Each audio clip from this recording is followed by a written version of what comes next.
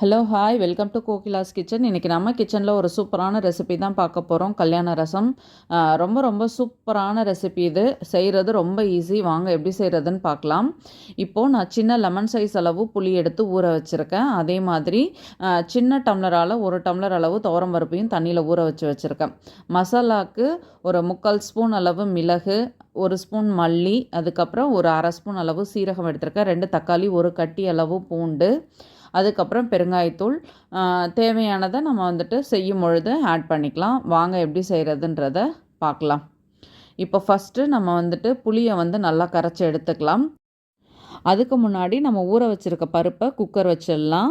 இப்போ பாருங்கள், பருப்பை வந்து நல்லா வாஷ் பண்ணிவிட்டு குக்கரில் சேர்த்துட்டு தேவையான அளவு தண்ணி வச்சுட்டு அதுக்கப்புறம் கொஞ்சம் மஞ்சத்தூள், பெருங்காயத்தூள் சேர்த்து இதை வந்து நல்லா குழைய வேக வச்சு எடுத்துக்கலாம்.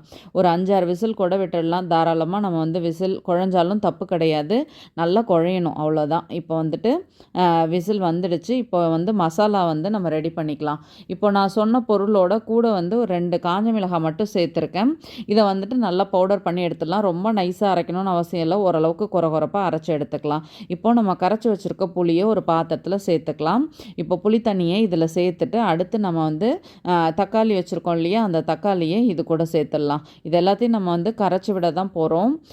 இது கூட நம்ம வந்து கொஞ்சம் மல்லித்தழை கட் பண்ணி சேர்த்துட்டு நல்லா பழுத்த தக்காளியாக எடுத்துக்கோங்க, அப்போ தான் நல்லாயிருக்கும். இப்போது இந்த புளி தண்ணி, தக்காளி, மல்லித்தழை எல்லாத்தையும் சேர்த்து நல்லா கரைச்சிட்டு இதில் தேவையான அளவு உப்பு சேர்த்தாச்சு. இப்போது இதெல்லாம் கரைச்சி ரெடி பண்ணி எடுத்து வச்சாச்சு. நம்ம தாளி போட்டுடலாம். இப்போ அடுப்பில் நம்ம வந்து வானல் வச்சிடலாம். வானல் சூடானதுக்கப்புறம் 1 ஸ்பூன் அளவு எண்ணெய் சேர்த்துக்கலாம். எண்ணெய் நல்லா சூடானதும் கொஞ்சமாக கடுகு போட்டு நல்லா பொரிஞ்சதுக்கப்புறம் நம்ம வந்து ஒரு 2 காஞ்ச மிளகாய் சேர்த்துக்கலாம். இது கூட கொஞ்சமாக கருவேப்பிலையும் சேர்த்துடலாம். இது நல்லா பொரிஞ்சதுக்கப்புறம் நம்ம எடுத்து வச்சுருக்க பூண்டை நல்லா தட்டி எடுத்துக்கணும். அரைக்க வேண்டாம், தட்டி எடுத்துக்கோங்க, அப்போ தான் டேஸ்ட்டு நல்லாயிருக்கும்.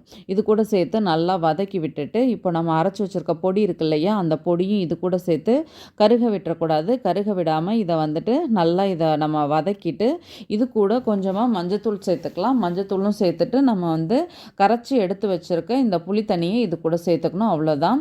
மஞ்சத்தூளோட கொஞ்சம் பெருங்காயத்தூள் சேர்த்துக்கோங்க. சேர்த்துட்டு இதை நல்லா வறுத்துட்டு நம்ம வந்து இந்த புளி தண்ணியை இது கூட சேர்த்துக்கணும். நமக்கு எவ்வளோ தண்ணி தேவையோ அந்த அளவுக்கு தண்ணி வச்சுக்கலாம். நான் வந்துட்டு கொஞ்சமாக தான் வச்சுருக்கேன். இப்போ பாருங்கள், இப்போது புளி தண்ணி சேர்த்தாச்சு. அடுத்து நம்ம வந்துட்டு மேலே கொஞ்சமாக நான் தண்ணி சேர்த்துட்டேன்.